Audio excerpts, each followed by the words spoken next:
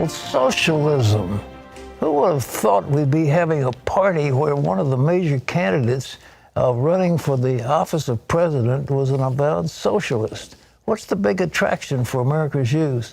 Is it the lure of free everything, or is it something more?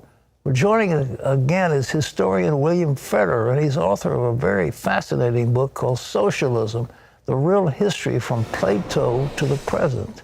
And Bill, it's good to have you with us. Let me ask you something. There's something called the Hegelian dialectic, and I'm sure you're familiar with the idea of thesis, antithesis, synthesis. And there were people who used to say, well, after we get the communist whole system in place, it'll go away, it'll vanish. Has anybody ever tried that, or is that just another one of their lies? Well, it keeps getting tried. It's the eternal bait and switch. It's heaven on earth without God. It seems like what's happening now is more or less a culmination of this teaching that Hegel had given.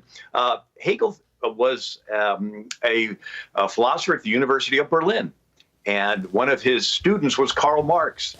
And Hegel said the state is God walking on earth. And the dialectic triangle is you start off with the status quo, you create a problem that is real bad, and then everybody's happy to settle for your answer. That's half as bad.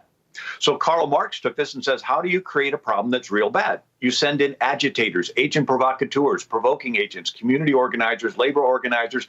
Their job is to identify groups with grievances, racially, economically, ethnicity, and you stir them into crisis and riots. And when it gets violent enough, everybody says, we need someone to come in and restore order. And that's when a mayor or a governor comes in and says, I'll restore order. I just need to take away your rights in the process. Well, has any place where socialism really worked? Is it always a failed system? Oh, it is, because there's no right other than from the state. A great quote from Eisenhower. He says, in some countries, the state claims to be the author of human rights. If the state gives rights, it can and inevitably will take away those rights. And one of the interesting scenarios is after World War II, Germany, France, England gave independence to their former colonies. They voted in new leaders. It was a perfect world until the Soviet Union decided to send in KGB agents and identify groups with grievances and stir them into riots, and then co-opt the media with bribes and threats to blame the leader of the country.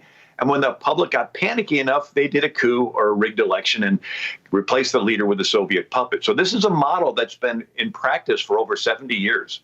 Well, Bill, you think in America today that's what's happening? I mean, we have now these Antifa, we've got Black Lives Matter, we've got these other radical groups destroying the cities, and they're trying to take away the police and create an incident like this where there's anarchy. Is this the model that is being used? Well, an observable domino effect is that the COVID response was let criminals out of jail. And then crime goes up in the cities.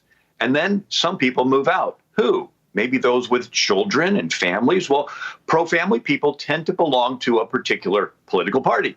Who's left in the city? Maybe more people dependent on government entitlements. Well, they tend to belong to the other political party. And then you shut down businesses as a COVID response, plus violence of smashing windows with riots. So pro-business people move out. And then you shut down churches. That's where social conservatives gather.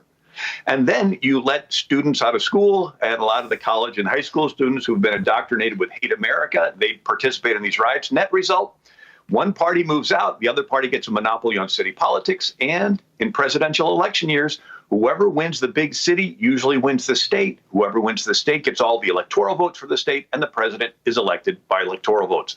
So there's a clear political advantage to one party for having violence going up in the cities. Do you think we're going to survive right now as we are, or have we got to come back to God and do something to regain the fact that our rights are given by God Almighty? Yeah, this is critical, this election, because the socialist model has no room for God.